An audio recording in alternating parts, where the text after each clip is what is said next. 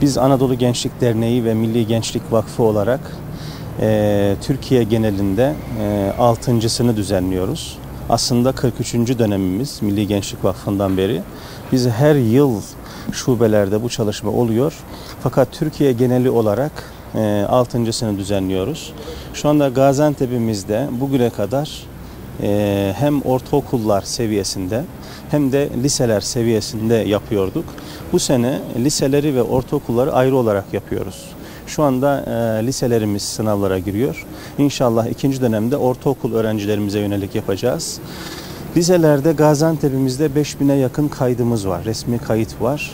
Biz 5.500 civarında kitapları öğrencilerimize ulaştırmış durumdayız. Kitabımız da Ahmet Cevdet Paşa'nın Son Peygamber Hazreti Muhammed sallallahu aleyhi ve sellem isimli kitabını bütün okullara ulaştırmış bulunmaktayız. Şu anda Gaziantep'imizin bütün ilçelerinde, okullarda sınav esnasında şu anda kardeşlerimiz heyecanla. Türkiye genelinde de yaklaşık 767 tane ilçeden 6.000 üzerinde okuldan kayıtlar alındı. 1 milyona yakın tahminim öğrencimiz şu anda sınavda. Bizim bu sınavdaki amacımız birinci seçmek, ikinci seçmek değil. Biz istiyoruz ki liseli gençlerimiz, kardeşlerimiz Efendimizin hayatını tatbik etsinler, öğrensinler. Sadece öğrenmekle kalmasın, aileleriyle birlikte de Efendimizin ahlakını, mücadelesini, İslam'ı insanlara nasıl bir şekilde anlattığını öğrenmiş olmaları ve bunu aynı şekilde tatbik etmeleri amacıyla bu çalışmayı yürütmekteyiz. Biz zaten Anadolu Gençlik Derneği olarak gençlerimizle ilgili çalışmalarımızın yılın 12 ayında yapıyoruz. Şimdi bu sınava giren kardeşlerimizle beraber sınavdan sonra da çalışmalarımız devam ediyor. Okullarda kardeşlerimizle bir araya gelip bu anlamda sıkıntıya düşen kardeşlerimize yardımcı olmak istiyoruz. Bununla ilgili son 6 yılda yaptığımız bu çalışmalardan dolayı çok verim elde ettik diyebiliriz. Yüzlerce kardeşimiz bu vesileyle namaza başladılar. Bu vesileyle bu kötü alışkanlıklarını bıraktılar. Bunlara biz Gaziantep'imizde çok defa şahit olduk. Elhamdülillah diyoruz. Tabii ki çalışma başta da söylediğim gibi basit bir sınav değil, bir yarış değil. Aslında öğrenciyle beraber yani düşünün 1 milyon Türkiye genelinde öğrenciyi düşünürsek aileleriyle beraber aslında 10 milyonun üzerinde bir kitlenin Efendimizin hayatıyla tanışmış olduğuna şahitlik ediyoruz. Bu da bizi mutlu ediyor tabii ki. Her geçen yıl artarak devam eden bir ilgi var. Biz 6 sene evvel bu çalışmaya başlarken Gaziantep'imizde 700-800 civarında bir kardeşimiz başvuru yapmıştı. Türkiye genelinde de 150.000 civarında bir başvuru yapmıştı. Bugün biz sadece liseleri yapıyoruz. Ortaokullarla beraber geçen yıl 30.000'in üzerinde kayıt olmuştu. Türkiye genelinde de 1 milyonu aştığımızı düşünüyorum. Her geçen sene de bu artıyor, bizi de memnun ediyor.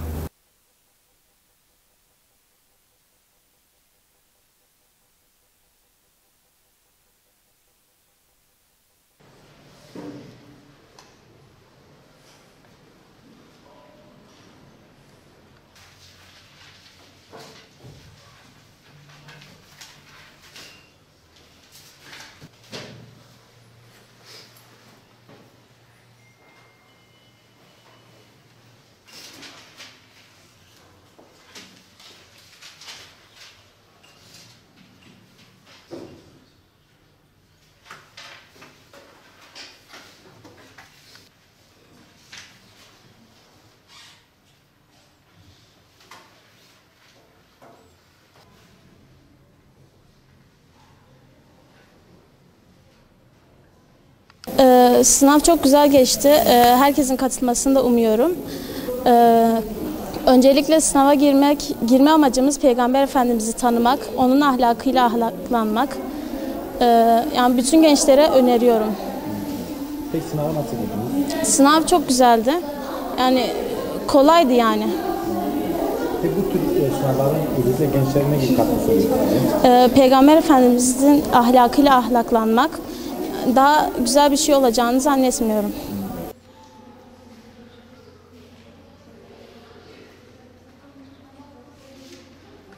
Sınav çok güzeldi. Sonuçta Peygamber Efendimizin hayatını öğrendik. Kazanmasak da olur. Peygamberimizin hayatını biliyoruz. Sonuçta İmam Hatip'te okuyoruz.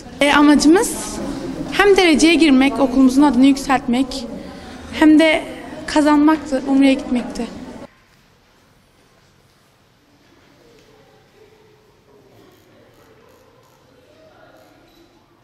Amacım okulumun adını yükseltmek, bu sınavda bir derece yapmak. İnşallah kazanırım. Kazanırsam benim için güzel bir şey olur. Sonuçta ödülde Umre'ye gitmek var. Çok görmek istiyorum. Gayet güzel geçti. Ayrıntıya da açıkçası girmişlerdi. Hakkımızda hayırlısı olsun.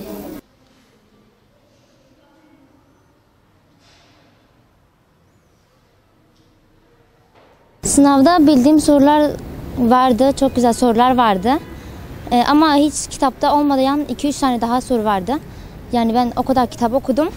2-3 tane vardı sınavda olmayan, sınav kitabında olmayan. Onun dışında güzel geçti. Hem Peygamber Efendimizin hayatını öğrenmek, o zamanı mesela hatırlamak, yani o dönemle ilgili yaşantılarda kendimize uygulayabiliriz. Hem de mesela kazanırsak bile yani ailemizi gururlandırabiliriz.